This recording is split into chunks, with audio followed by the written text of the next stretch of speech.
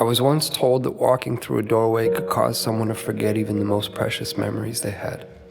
Memories of good, memories of bad, memories of love and of loss, all tucked away neatly, stored like the worn-out blankets that were kept to dress the rainy days and bad habits that happen from time to time. Or what it felt like to rest your head on a friend's shoulder that still carries with it the creases from where you last placed your heart. Just like that.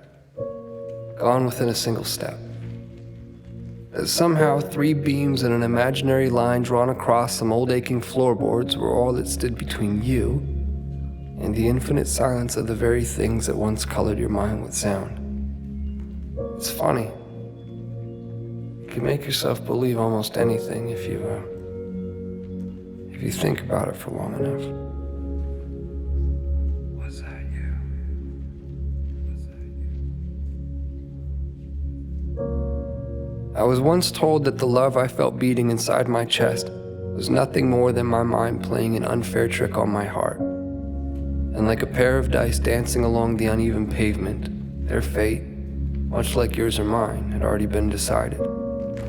That even the cracks that drew their faults between 2 opposing sides could not escape a fate that was always destined to be sealed.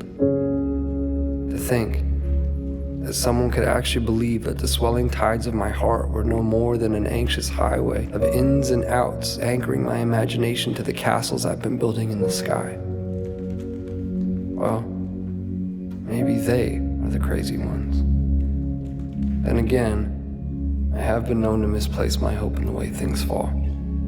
And if I had to confess, there stands a greater chance that I've all but lost my mind in here. So I suppose it's better off this way. Because I've always believed that the odds of finding what you seek tend to favor those who are open to seeking them in the first place. And I, for one, have never quite understood how odds stand to get even without that frame in mind. To be clear, I've seen a million faces. I've seen a million different faces, each one mirroring that of your own. And still, none of them have felt like home to me. None of them have felt like you. So here we are. And I can vaguely and strangely trace your outline. I can remember what it felt like to hold you. I can remember what it was like to stare blindly into your eyes for what felt like an eternity. How could I forget that? I could never forget that. I could never forget you.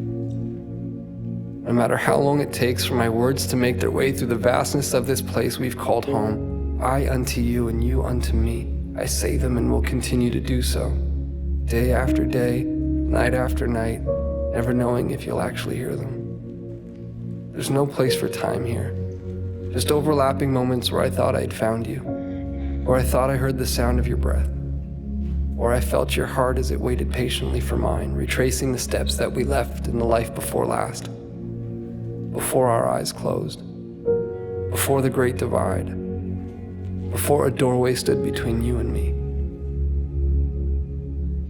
As it stands, I found myself in that doorway again, with both feet in and your heart on my sleeve. But I can't bring myself to walk through this time. Not yet, at least. Not until I take one last look and see that it was you. That it was always you. Our hearts strewn across those old fragile floorboards. The silhouettes of each and every one of our memories playing out like a story that we both know we've seen before. I remember now. This was where I first found you. Beyond those closed doors, I will find you again. My love, I will find you again.